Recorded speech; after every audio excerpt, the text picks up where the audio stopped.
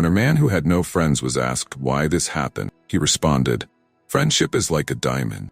It's rare, expensive, and there are a lot of fakes. If you made one mistake, then a second and a third, at some point you would say, there are no real diamonds in the world. There are only fakes." And another man added, "A friend is a person to be valued and treasured. Unfortunately, there are rarely any friends in life you can really value." Haruki Murakami in his book Norwegian Wood also talks about this through the voices of his character. "Do you like loneliness?" she asked, propping her cheeks with her hands. "Traveling alone, eating alone, sitting in a classroom apart from everyone else." "I don't like being alone. I just don't make any extra acquaintances," I answered. "I don't want to be disappointed in people." There's a wonderful and sad parable about the friendship of a boy and an apple tree. And it's useful for everyone to know it, those who do not have friends and those who have them. Have a listen and answer the question for yourself. The little boy became friends with the apple tree in the forest.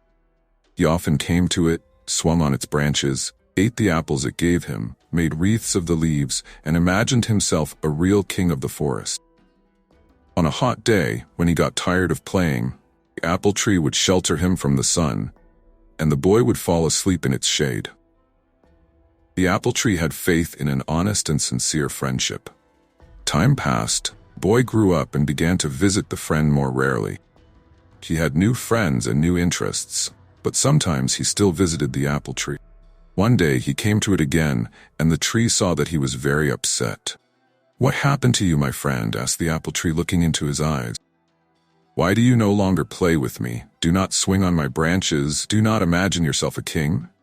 "A king must have money, and I don't have any," the boy answered glumly. "Neither do you." "But I have apples. Take them and sell them, then you will have money, and you will be my good and happy friend again." The boy plucked the apples, took them away with him, and sold them.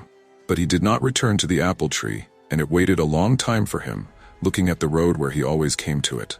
One day, he did show up, and again was unhappy with life. "Why did you take so long to come?" the apple tree asked. "I have missed you.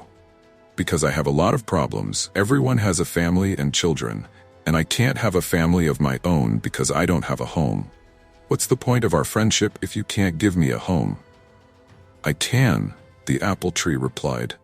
"Cut down my branches and build yourself whatever home you want. Then you will be happy again." He cut off all its branches, went away, and built himself a house. He then married and enjoyed life until his old age without remembering his apple tree. But one day he came back to it, and again, instead of the joy of seeing it, complained about life. "I'm sick of everything. I want to sail away somewhere so I don't have to see anyone. I need a boat, but I don't know where to get one." The apple tree was silent, looking at his friend sadly. The man took out his axe and, swinging it several times, he cut down its trunk to make a boat out of it. When he had succeeded, he left without even looking back at the poor, tortured stump left from his friend. Time passed. Frequent rains watered the apple tree stump, the sun warmed the ground around it, and wild animals sometimes climbed on it and rested, enjoying life. The stump was not happy about anything. It no longer saw the meaning in what it used to value more than anything else in the world. But the world did not cease to exist. And one day, the stump released a little green sprout from its soul, which quickly turned into a young, beautiful apple tree full of strength. It began to live and again learned to enjoy every new day. But one day, a little boy came to it and said, "Hi, let's be friends." The apple tree trembled with all its branches but did not answer him. It no longer believed in honest and sincere friendship. George Carlin, American stand-up comedian, actor, writer, screenwriter, and producer, once said, "Inside every cynical person is a disappointed idealist." Who knows? Maybe he used to be such an apple tree for someone too. In The Vampire Diaries, Damon Salvatore says, "The hardest thing is getting over people who have brought only pain and disappointment." We'll argue with him. The hardest thing is to forget such friends. And if you know someone who has no friends, don't rush to condemn them. That doesn't always mean they are bad themselves. Maybe they have been an apple tree for someone too often. Now they have simply stopped believing in honest and sincere friendship. And that's very sad, isn't it? Not having friends shows that a person has many reasons not to trust people.